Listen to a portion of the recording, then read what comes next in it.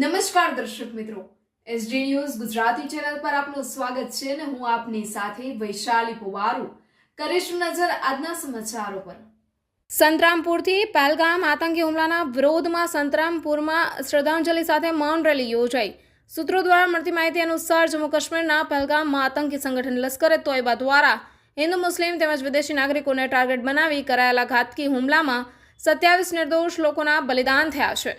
આ ગંભીર ઘટના સામે નિરાશા અને આક્રોશની લાગણી વ્યક્ત કરવા માટે આજે ભારતીય જનતા પાર્ટી સંતરામપુર નગર દ્વારા મૌન રેલીનું આયોજન કરી 26 એપ્રિલ 2025ના રોજ કરવામાં આવ્યું, જેમાં રેલી સંતરામપુર નગરપાલિકાથી શરૂ થઈને મેઇન બજાર સુધી કાઢવામાં આવી હતી। મૃતકોને શ્રદ્ધાંજલિ અર્પણ કરવી અને આતંકવાદનો વિરોધ વ્યક્ત કરવો એ રેલીનો મુખ્ય હેતુ હતો। આ મૌન રેલીમાં મહીસાગર જિલ્લા અને નગર સંગઠનના હોદ્દેદારો તેમજ સંતરામપુર નગરના હિન્દુ અને મુસ્લિમ તમામ સમાજના આગેવાનો, કાર્યકર્તાઓ અને ગ્રામજનો મોટી સંખ્યામાં ઉપસ્થિત રહ્યા હતા। શાંતિપૂર્ણ રીતે યોજાયેલી આ રેલીમાં દેશપ્રેમ અને માનવતા માટે એક શક્તિશાળી સંદેશ તરીકે સામે આવી છે।